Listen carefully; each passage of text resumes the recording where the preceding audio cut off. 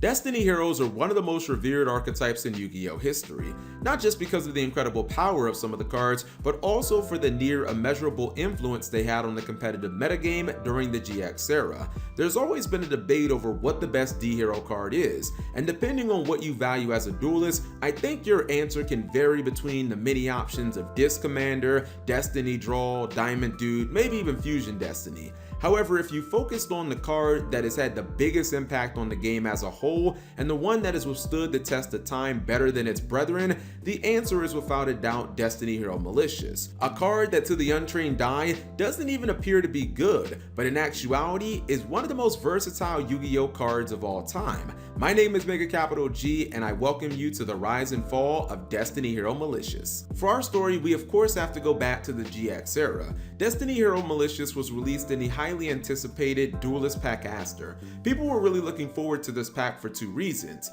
Destiny Draw and D-Hero Malicious. First, understand that while Edo was racking up wins in the anime, the D-Hero archetype had been a complete and abject failure competitively up until that point in the real life TCG. D-Heroes had some cool effects with cards like Diamond Dude and Doom Lord, but those cards had almost no synergy with each other, were incredibly slow and clunky, and really lacked direction as well as a win condition for the D-Hero archetype. With the help of D-Draw, Malicious fixed two of those issues immediately. First was the speed issue. Malicious and D-Draw paired wonderfully for speed and deck thinning. Malicious was obviously the perfect fodder as its effect activated in the graveyard, and it was easily searchable through Elemental Hero Stratos, which itself was searchable through Reinforcements of the Army and even Emergency Call if you wanted maximum searching. After activating the Malicious effect, not only were you able to thin your deck of a card, but you'd also get a free body on board and a tiny bit of offense. The simple but effective +1 may not have seemed like a play that moved the needle on the surface, but it was absolutely meta-breaking because of all the potential amazing plays it unlocked. Malicious hit the ground running as duelists immediately solved the lack of direction and win condition problems of D-Heroes. Their fix to these issues was the creation of the legendary Diamond Dude Turbo, which utterly ravaged Shonen Jump St. Louis, which was held just 2 short weeks after the release of the Duelist Pack Aster on February 24th, 2006. While this event would give the Yu-Gi-Oh community a sneak peek of the power that DDT held, in all fairness, I really can't use this event to demonstrate Malicious and D-Draw's effect on the meta, mainly because this is that one crazy Shonen Jump championship where Stratos was legal at 3, and the builds were technically the Tier 0 Airblade Turbo. Quite frankly, nothing was going to stop that deck. By next month, however, the ban list had been updated, Stratos was at 1, and we'd see DDT in its purest form. A deck like Diamond Dude Turbo really showed off how much utility Malicious had. This crazy concoction wanted to burn through its deck at a lightning pace, get its monsters in the graveyard ASAP, and then summon them all back at once with Dimension Fusion for one giant death blow. Malicious was valuable in DDT from basically every angle you looked at it.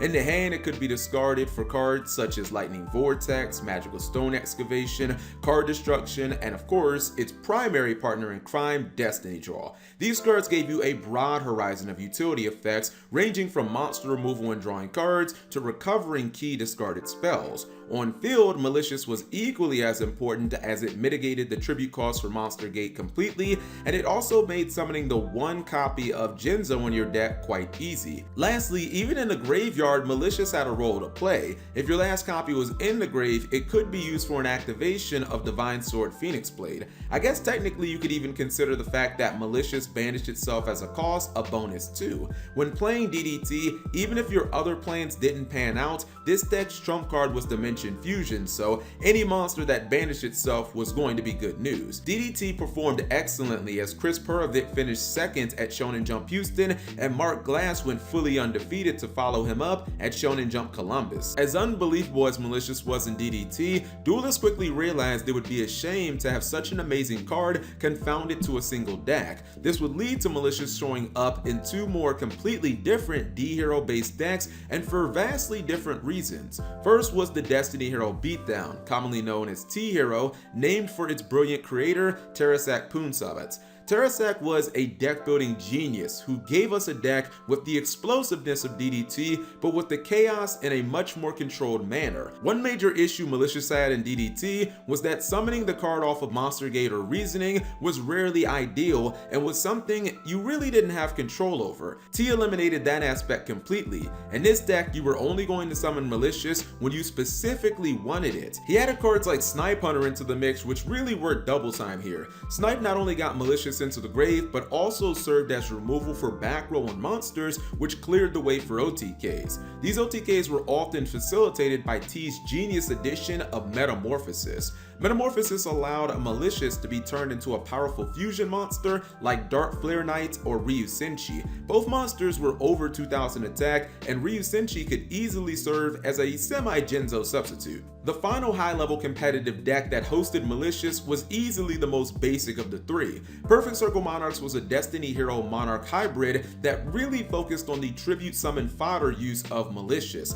I'll be honest here, the earliest iterations of the deck pre-Strike of Neos without Rise of the Storm Monarch were pretty crude to say the least. Once that set came out, Phoenix Wind Blast was integrated into the deck, and Malicious was key fodder for both cards. When used in conjunction, this duo would allow you to Rise lock your opponent as you spun the same card to the top of their deck for them to draw over and over again.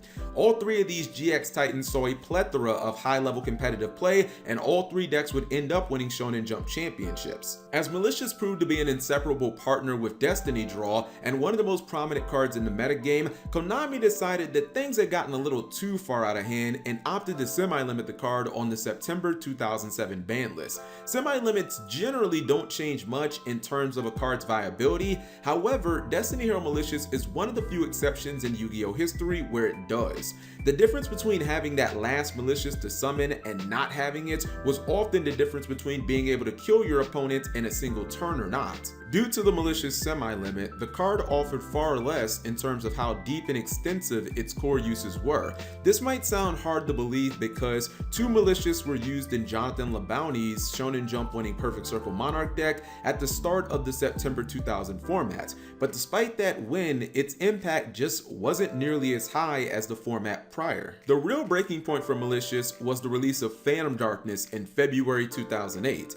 I don't think it's hyperbole to say that set nearly killed Malicious playability entirely. You'd think because Yu-Gi-Oh became such a banish focused game that it would have benefited the card, but nothing could have been further from the truth. The thing about Malicious is you always wanted to banish it from your graveyard, not from your hand, so there wasn't much synergy with cards like Allure of Darkness or Cyber Valley. The dominant Dad Return deck also didn't run any tributing spells like Monster Gate, and Metamorphosis was banned, so to put it bluntly, Malicious just didn't fit into the meta. By Shonen Jump Costa Mesa, which was the second Shonen Jump of the format, Malicious was found only in 4 of the top 32 decks. I believe had it not been for two major changes, Malicious could have fallen into obscurity and dare I say been power creeped out of play completely. Luckily for our D hero, the 5D's era would present the perfect storm for it to rise back to the top of the metagame. First, the brand new synchro mechanic was introduced into the game. Malicious was amazing for making synchros because it allowed you to have a high level monster on field for almost no effort, thus making the non-tuner part of the synchro summon incredibly easy to meet.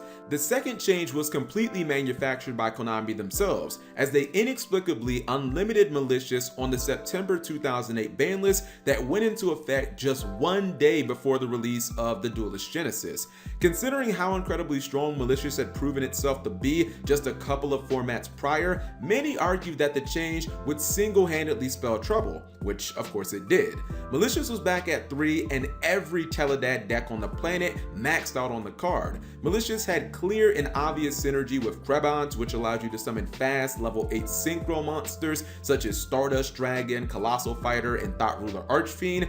These plays were made even more consistent by the fact that Krebons could be summoned from the deck by the the way of emergency teleport. Malicious was also useful outside of synchro summoning, as Crush Guard virus was now widely available thanks to the first Gold series, and obviously Malicious was an ideal target. Lastly, people often opted to run 1 or 2 copies of Caius the Shadow Monarch in Teledad, so it meant that the Monarch fodder aspect of Malicious was still actually in play. For all these reasons, Teledad was by far the most consistent and best deck of the format, and even reached tier 0 status, with it taking 15 of the top 16 spots at Shonen Jump Charlotte 2008. Many speculated at the time that Konami had conspired to unlimit Malicious, not because of any reasons relating to card balance, but simply to ensure their new synchro mechanic was a raving success. To be honest, that theory made sense at the time and probably makes even more sense now. Further proof of that is on the very next ban list, March 2009, the list that essentially killed Teledad. Konami once again semi-limited Destiny Hero Malicious. At this point, you could say Konami was literally playing tennis with Malicious, as it kept jumping between 2 and 3 and no one really knew what was going on, but the entire thing just kind of felt really sketchy. Much to Konami's chagrin, the Yu-Gi-Oh community was not about to let something small like a ban list stop them from playing Malicious, at least not yet. During the September 2009 format, D-Heroes and Malicious had quite the nice little run. By this time, most duelists playing the cards were running zombie Destiny Hero hybrid decks, or just a bunch of good dark cards all thrown together. I can in good conscience call it Teledad, as Dark Arm was now limited to 1, and a lot of the builds had dropped emergency teleport completely. The best display of Malicious powered decks was probably at Shonen Jump Columbus in November. At this event, Malicious appeared in 5 of the top 16 decks, and this included the second place deck. Unfortunately, Konami had seen enough and were about to put their foot down. If hitting Malicious didn't get duelists to stop playing it, then certainly hitting Destiny Draw would, right? Konami went full tyrannical and outright limited Destiny Draw to 1. They had finally broken up the Destiny pair and essentially killed Destiny Heroes as an archetype. Because of these decimating ban list hits, Malicious would see almost no play for the remainder of 5Ds and basically the entirety of the Zexal era. This is just my personal opinion, but I think even if Malicious was at 3 during Zexal, it wouldn't have been highly successful like it was during GX and 5Ds, and it's mainly due to how the Exceed mechanic is designed. Malicious was always seen as a valuable card because it was the ultimate card for fodder, whether that be tribute summoning, discard cost, paying cost, or being used as synchro material. But when you look at the Exceed mechanic, it's just so vastly different. It requires 2 monsters on the field of the same level at the same time. There aren't many practical ways of getting 2 Malicious on the field simultaneously. Add this to the fact that Elemental Hero Stratos was banned during the later stages of Zexal on the colossal September 2013 list, and it really didn't matter what number Malicious was at, the card just wasn't going to see play. During Arc V, some pretty bold duelists actually did manage to get Malicious to work competitively in some pretty interesting decks. The first to hit the meta stage was Dark Synchro. When Cyframe Lord Omega was released, the Yu-Gi-Oh world got an all-world powerful level 8 synchro monster that was excellent for hand looping. It could banish itself while simultaneously taking a card out of your opponent's hand and was not a once per turn effect. Malicious had always been paired with Stratos to search it and Destiny Draw to discard it, but these new decks didn't care about ever seeing Malicious in the hand at all. Dark Synchro played 3 copies of Armageddon Knight and Dark Grepher, both of which would allow them to get Malicious into the graveyard straight from the deck, and Dark Grepher would even allow them to get it into the graveyard if it was drawn and in the hand. On the flip side, Malicious also saw some light play in the Ignite Utopic Zexal deck that topped a few regionals. In this deck, you actually wanted to draw Malicious to pendulum summon it and make Beatrice Lady of the Eternal. Beatrice gave you access to the rank up magic Argent Chaos Force. While using Malicious primarily for Exceed summons went against all conventional wisdom, it just kinda worked here. This was probably the first competitive deck in the TCG that introduced the horrifying S0 Utopic Zexal to the Yu-Gi-Oh community. As nice as those decks were during Arc V, they were incredibly hit and miss and didn't do all that well on the YCS level, but during the Vrains era, Malicious was completely reborn from a competitive standpoint. The link mechanic was arguably the best thing to happen to D-Hero Malicious since Destiny Draw. First off, Malicious was one of the best cards in the entire game for link climbing, as link monsters were even more generic than synchros and in most cases just needed bodies to summon them. It usually meant that you'd be using all 3 copies of Malicious in a single turn for one massive link summoning play. Another thing that benefited the card's playability was the amazing discard outlets Konami released. Prior to this era, Dark Grepher was your most optimal option, considering Stratos was banned and by proxy, Destiny Draw was pretty much unplayable. But with the release of the Danger and Nightmare monsters, every deck could get rid of a drawn Malicious and get access to free link materials. This led to Destiny Hero Malicious's popularity absolutely exploding and seeing high-level play in decks like Dark Warrior, Goki, Dark Goki, Rango Turbo, even Burning Abyss of all things started playing the card. I also have to stress, these were not just decks that did well on the regional level. Some of these decks reached the heights of the Yu-Gi-Oh! Championship Series. King Taboo placed second at YCS Utrecht 2018, playing Sekka Burning Abyss featuring Malicious. He followed that performance up with a third place showing at YCS Dusseldorf the next year, playing Dark Warrior Danger Orcus. Another duelist, Aldo Garcia, was the runner-up at YCS Pasadena 2018, playing Goki. In this era of Yu-Gi-Oh! We received so many powerful link monsters like Firewall Dragon, Summon Sorceress, Topologic, Gumblar Dragon, Nightmare Goblin, etc, etc. A generic stepping stone was invaluable. To be honest, I'm kinda shocked that Konami didn't just outright ban the card as they did with so many other link enabling monsters. Malicious would ultimately be semi-limited again on the December 2018 ban list, but that would not be the last we heard of it. Malicious' final run would be back home where it all started. In another, let's call it interesting decision, Konami once again decided to unlimit Malicious despite what we had just witnessed in the metagame the year prior. I'm pretty sure I've said this verbatim previously in this video, by the way. D-Heroes had just received a batch of supports in the Dark Neo Storm booster set, and Evil/Elemental heroes were going to be getting more cards in the next 2 legendary duelists, which were both scheduled to be released in the next 6 months. In my opinion, for a second time, you can make a very solid argument that Konami simply put Malicious back to 3 because they had a vested interest and wanted something to become meta. And to their credit, that's exactly what happened. The new hero deck prospered on the YCS and regional level. Malicious in this deck could be used for everything from mass change plays to hero link climbing. Hero players would get almost a full year of full powered fun before Konami did what they always seemingly do with Destiny Hero Malicious, and that's move it back to 2 on the ban list, which is where the card currently stands right now. The thing that I found the most interesting in the story of Destiny Hero Malicious is just how many times this card flip-flopped from 3 to 2, back to 3 again, and so on the ban list. It really felt like, in my opinion, one of the few examples in Yu-Gi-Oh! History where Konami kept upping a card on the FNL list because of alternative reasons. Whether that was getting synchros off the ground or making heroes great again, it almost never seemed like the reason was relating the card balance at all. It really just felt like they wanted to facilitate an outcome, so they just did it. Anyways, that is the end of our Yu-Gi-Oh! Story. If you enjoyed the video, or more importantly, you learned something, give the video a thumbs up. Thank you guys for watching as always.